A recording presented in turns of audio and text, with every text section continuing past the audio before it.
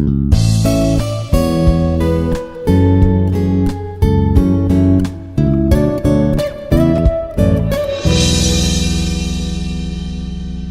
very good morning to one and all. This is Dr. Sajja Suneel from Data Science Department. Today I'm here to discuss you about controlling hardware and sensors, which is a part of our principles of Internet of Things. And this particular module is going to tell you about how to control the hardware and how to control the sensors which are presented in an IoT system. Let enter into the thing which is our today's topic, which is controlling hardware and sensors. In this, we are going to discuss 2 to 3 topics today, and in the coming classes I'm going to discuss more sensors and more hardware components in detail which are related to this particular module. Before discussing about this particular module, I just want to give you an outline how these principles of IoT is useful and how the IoT system is emerging in the current trend, and what are the benefits, what are the objectives which are aimed for, and what are the outcomes which students are able to get after successful completion of this particular course. Along with that, I'm going to tell you about the objectives which are related to this particular controlling hardware and sensors, as well as what we are going to get at the end of this current module discussion, right? And let me have a quick view about the things which we are going to discuss today. As I told you, this particular course is purely designed for the thing and giving you a comprehensive understanding about the fundamental concepts as well as the technologies and the applications which are related to this Internet of Things. What Internet of Things? So we discussing from the past classes what Internet of Things was, and one small overview. Things are nothing but objects. The things which are connected to internet, which are called as Internet of Things. And here, students are going to explore the core principles and the underlying IoT systems which are used in our day-to-day life, including the architecture, networking, as well as how many sensors we are using, how we are going to manage the data by using the data management, how the security is emerging, and what are the emerging trends which are involved in our Internet of Things. Have a look. And these are the course objectives which I aimed for this particular certain course. And in the first objective, we are going to provide to the student with a comprehensive and understanding of IoT concepts, which are going to discuss about multiple technologies, multiple applications such as home automation, water irrigation sector, as well as temperature, everything, about the nature calamities. There are n number of applications which are used by our particular things called Internet of Things. And also, student is going to be equipped with the different kinds of hardware interfacing and as well as sensor integration and IoT system development. And also, students are going to be familiar with how to manage the network and what are the different kinds of cloud computing techniques which are used in this particular IoT system. Coming to the cloud computing is going to provide us 3 different services such as information as a service, platform as a service, and the third one is software as a service. These are the 3 services: IaaS, PaaS, and SaaS. Infrastructure as a service, platform as a service, software as a service. These are the 3 different kinds of services which are provided by the cloud. And also, we are going to equip you with a critical how to solve the critical problems which are involved in this, and how to implement different kinds of IoT solutions across multiple domains. These are the things which I aimed on this particular course. And what we are going to get after successful completion of the course, you guys are able to evaluate different kinds of IoT applications, how the feasibility checking, whether the potentiality of IoT, and also the core applications which are differentiating between different domains, industries, whatever domain you can take, our IoT is going to be there. And considering various factors such as scalability, reliability, cost effectiveness. These three plays a major role. These are the three considering factors in any kind of IoT systems. And along with this, we are going to communicate and collaborate effectively.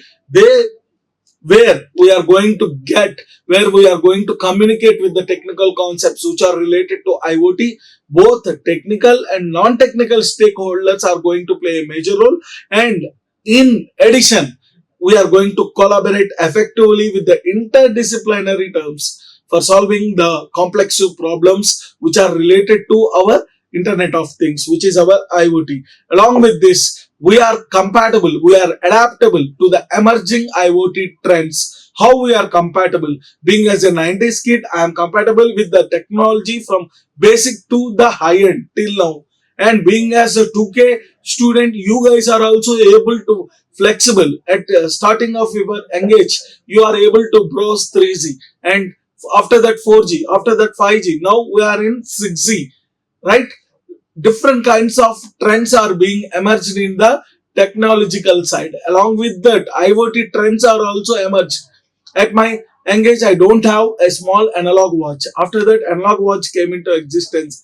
After that, smartwatch came into existence. In smartwatch, there are n number of features which are coming to existence. Now, a microchip, by using a microchip, I was able to call some particular person with a smart display. Or what these are all? These are all the advancements which are happening in our Internet of Things.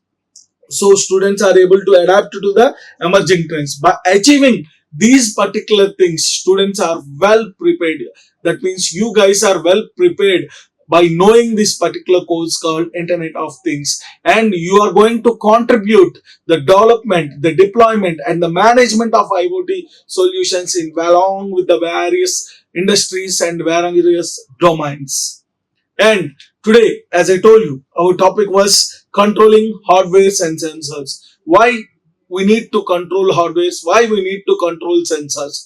Being as a IoT developer, it's your responsibility to design the hardware and to design the sensors according to the requirement. For that particular purpose, controlling plays a major role. Controlling hardwares and controlling sensors in our IoT system will play a major role. For this particular thing, these are the preferred textbooks which are very helpful for learning these particular things.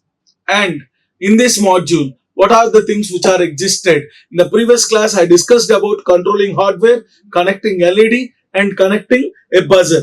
Among these three hardwares, we how to control that particular hardware, how to connect an LED, how to connect a buzzer. These things we learned in the previous class. And in today's class, we are going to learn about switching high power devices with the transistors.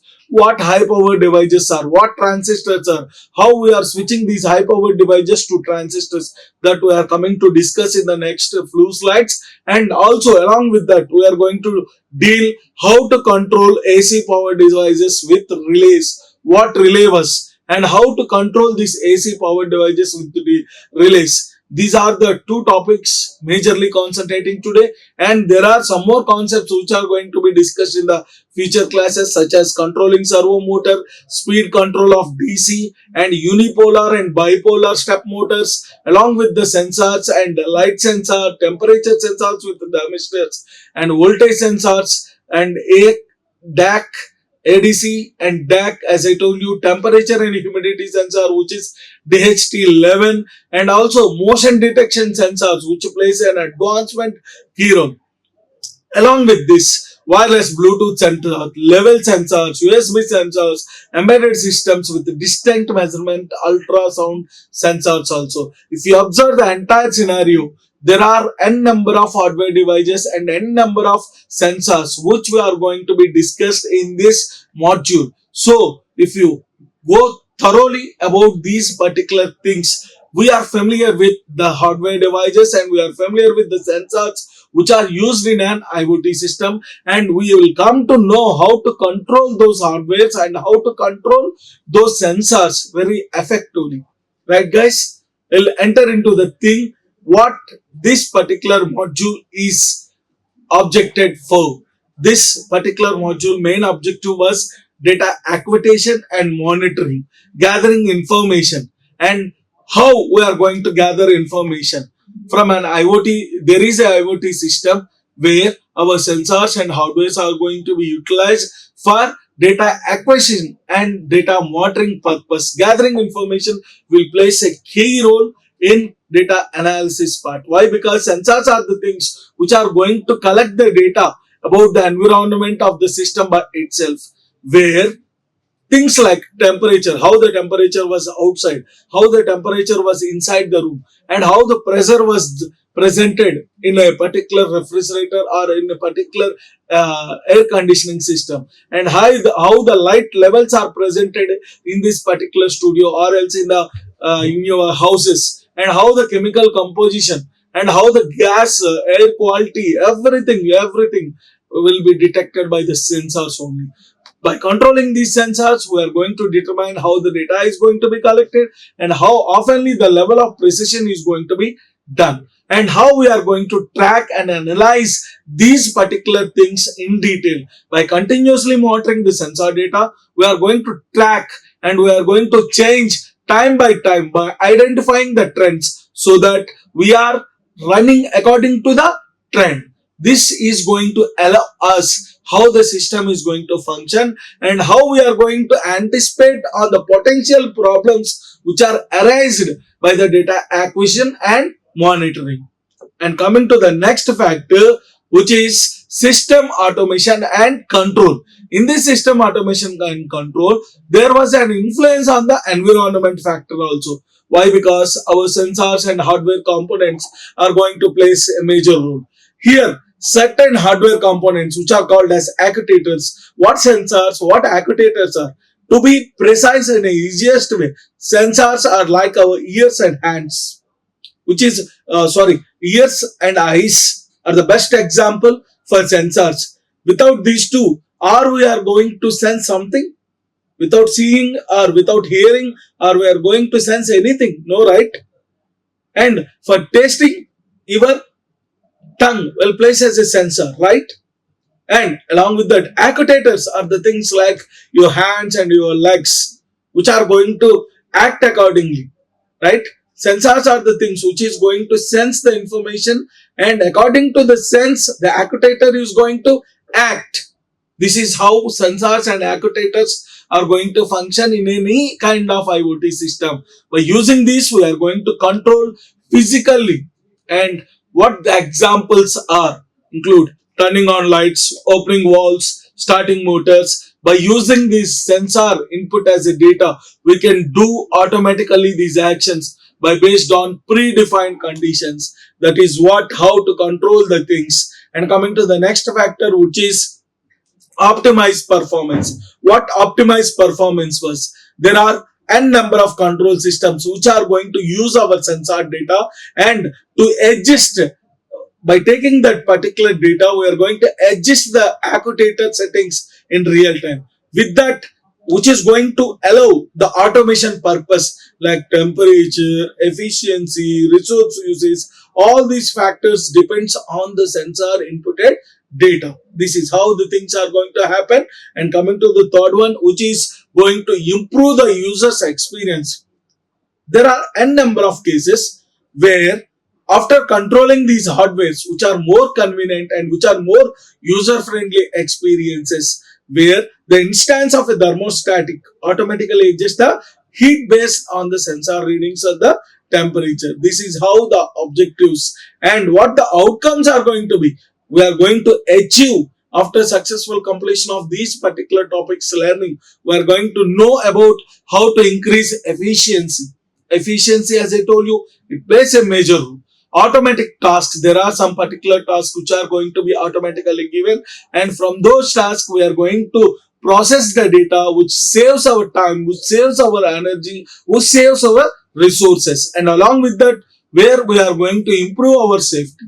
The control systems which are going to prevent accidents by taking corrective actions based on the sensor reading. For suppose there was an automated car which is going to take you for a ride. By sitting in that automatic car, you can happily relax. Why? Because it was the automated car where the sensors has been placed well in advance and all the tests has been done.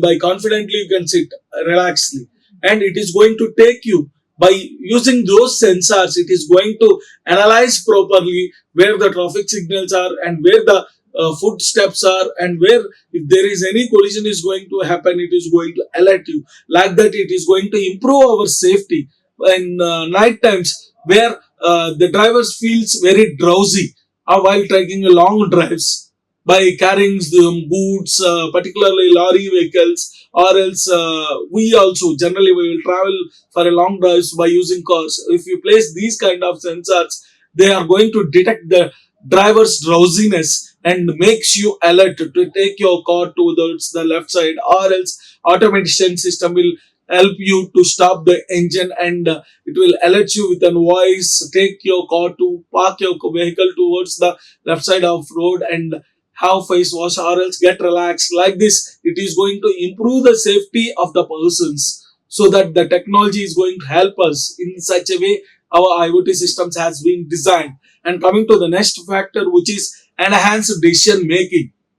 In this enhanced decision making, where the data is collected from the sensors, as I told you, and the actuators are the one who is going to act accordingly. And here, by based on this data, after performing the analysis, we will get a particular result.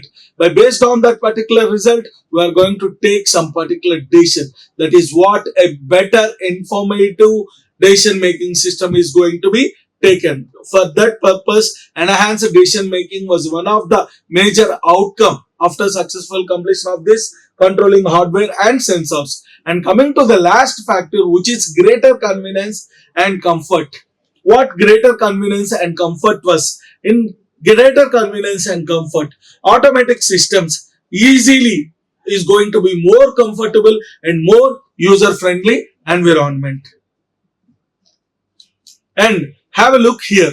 Coming to our major topic, which is switching high powered devices with transistor. What these high powered devices are and how these are going to be switched with transistors. Basically, in our principles of Internet of Things, transistors are the crucial components. Why these transistors are the crucial components? Because transistors are the one which control the high powered devices, which cannot be directly driven to low power outputs of microcontrollers. For that purpose, these transistors are going to be utilized. For that purpose only, we will call these components as crucial, because these transistors are controlling the high powered devices that cannot be directly driven to the low power outputs of the controllers. Here we will come to know what the transistors and how these are used in our multiple switching applications. Understanding transistors was the first thing which we need to know. The transistor is the one which acts like electronic switch. Basically, transistor is the one which acts like electronic switch. It has three terminals. The first one is base. First one is base. And coming to the second one, collector. And coming to the third one, emitter. What are the three terminals? Base, collector, emitter. These are the three terminals which are related to transistor. As I told you, transistor is going to act like a electronic switch. By applying a small voltage to the base terminal, we can control the flow.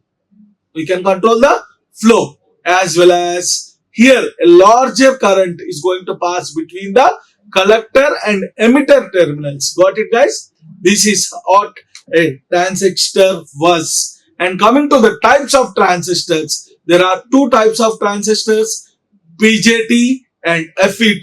What BJT and what FET? Bipolar junction transistor. BJT stands for bipolar junction transistor. And coming to the second one, which is FET, field effect transistors. What FETs are?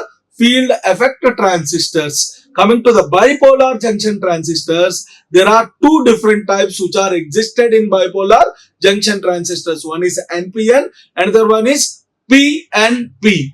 These are the basic principles which remains the same, but biasing the voltage which is applied in the basis, where which is different from NPN and PNP types. NPN and PNP types. These are the two types which are presented in BJT, bipolar junction transistors. And coming to the FET, which is field effect transistors. Here we are having a common type which is also called as a function called electronic switches, where a particular electrical field is used to control the flow of the electricity. And here we are having a less connection by based down the IoT projects. Here, which is going to offer you some advantages in specific applications. Have a look, guys. What switching high power devices are? As I told you, microcontroller typically operate at low voltages. The low voltages are from 3.3 volt or else 5 volts. That was the max, right? And it cannot provide you enough current to directly power the high power devices such as motors, solenoids, lamps. These all are comes under the category of high power devices. But our microcontrollers are typically only operable in low voltages only, that is 3.3 voltage or 5 voltage only. Coming to the transistors, which are going to act as intermediates between the low power and high power, where the microcontroller sends a small control signal to the base of the transistor.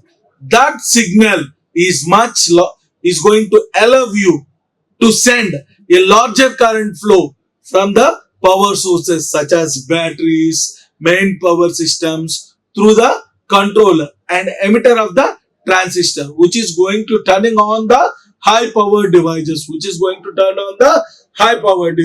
This is how a transistor is going to support to the high power devices. Got it, guys? This is how we are switching the high power devices with the help of transistors. What are the different kinds of applications where this switching high power devices with the help of transistors are going to be used? The first one is controlling motors, and the second one is switching lights, and the third one is solenoid activation. See here, controlling motors, switching lights, solenoid activation. Coming to the first one, controlling motors. How we are going to control the motors? By using these transistors. The entire topic is going to be stands how we are going to use high power switches with the help of transistors, right? Transistors can be used to control DC motors, direction of speed. DC motors means direction of speeds, and where we are going to turn on or turn off the AC motors for devices like pumps and fans. This is how we are going to control the motors. Coming to the switching LEDs, there is high power LEDs which are incandescent lamps, which are high power LEDs. The other name was incandescent lamps, which can be controlled with the help of these transistors. Controlling high power devices with the help of transistors. Our main concept is that one only. Based on it, this was the small application which is switching lights, where the lights are going to be controlled with the help of the transistors, enabling dimming or on-off functionality based on the sensors data or user commands. Hey Alexa, stop the light. Automatically the light is going to be switched off. Hey Alexa, turn the light into dim. Hey Alexa, turn the light into party mode. Hey Alexa, turn the light into study mode. Automatically there will be some variations which are happening in our IoT world. And coming to the next one, which is solenoid activation. In this solenoid activation, the transistors can control the solenoids used on the values of the actuators in IoT system. Right, guys? And whatever the device it was, we need to follow some safety considerations. Why? Because working with major power required cautions, where we need to follow electrical safety guidelines, which is highly recommended. And in this, there are pre-built modules which are given for a qualified electrician purpose, and also transistors which have some current and voltage limitations. By using these transistors, there will be some appropriate ratings for handling the specific device which we are controlling, and there is a heat dissipation is our concern. Depending on the power being switched, the heat sink is going to be required for transistor to prevent overheating or damage. These are the safety considerations which are going to be taken care. And coming to the learning resources, for every kind of thing we are providing the learning resources. Being it's responsible, being as an IoT developer, we need to provide some guidelines by based on the online tutorials as well as the resources of the applications for the transistors. Transistor is going to act as a switch, and BJT for beginners, which is providing a good start point. And starter kits, we can use these starter kits for including this transistor and component information which is based on the switching circuit. By clearly understanding what transistor is working, you are going to unlock the ability how to control high power devices in our IoT projects, right guys? And I hope this might be helpful and this might be useful for you to implement in your projects also, which is related to IoT. And the next factor, which is controlling AC power devices with relays. What it is? Controlling AC power devices with relays. What relay was? What? How we are going to control by using relay? In the previous topic, we have controlled the high power devices with the help of these particular transistor, and whereas here we are controlling AC power devices with relays. How we are going to control? Let me tell you. See guys, absolutely controlling an high power electronic device with the relays in the fundamental concepts. Have a look here. Controlling how we are going to control AC power devices by with the help of a delay, which is a basic fundamental concept in our IoT applications. Here we will have a quick view how the breakdown and how the structure was, which is going to operate main power. What exactly the role of relay was. As I told you, transistor was a switch, and coming to here, relay was a electromechanical switch. What relay was? Relay was an electromechanical switch which is going to use low power control signal to control the high power signal. Got it guys? Which is going to use low power control signal to control the high power signal. That is what relay, electromechanical switch. Here, this relay is having a coil and contacts where a voltage is applied to the coil. So there is a coil and there is a contact. The specific voltage is applied to a coil. It generates a magnetic field to pull that particular metal. That is how the things are going to happen. This particular armature is going to open or close the set of contacts which interrupting or allowing the current flow in a high power circuit. This is how a relay is going to function. As I stated you, relay is a electromechanical switch which is going to use a low power control signal to control a high power circuit. This is how, and this consists of a coil and contacts. If we provide a voltage to coil, automatically there will be a power supply which generate a magnetic field and which is going to pull the metal armature. With that, the armature is going to be physically open or close the set of contacts which interrupts by allowing the current flow in high power circuit. Have a look. Why relays in our particular Internet of Things? The first factor was safety and the second factor was power handling. Coming to the safety, microcontrollers are typically operates at low level. As I told you previously also, 3.3 voltage or 5 voltage, which cannot handle high voltages such as 120 volts or 240 volts, which is a main power and which is going to resolve you the low power connection to the high power connection and which ensures the safety of your microcontroller. And coming to the power handling, these relays can handle much current compared to the transistors, which are very flexible and which are very suitable for controlling the AC devices such as AC devices such as lights, applications and motors, What are the types of relays? Single pole double throw and DP-DT, which is double pole double throw. Single pole double throw was the one, only one common contact with normally open contact, which is normally closed contact. This control signal determines which contact has to be common. And coming to the second one, where we are having two different sets, double pole, where we are having two different set of SPDTs, which where the contacts are being allowed independently, and two separate AC circuits are going to be maintained with a single control signal. This is how SPDT and DPDT is going to function. SPDT was single pole double throw, whereas DPDT was double pole double throw. Got it? These are the two different types of relays. And by using these relays, how we are going to implement it in our IoT project? By using connecting to the control circuit. By this control circuit is going to be connected with our controller, which is the output pin, which is through the current limiting resistor. Whereas connecting to AC power circuit, by following specific safety precautions, we can connect to this AC power circuit also. Coming to the last one, which is microcontroller code.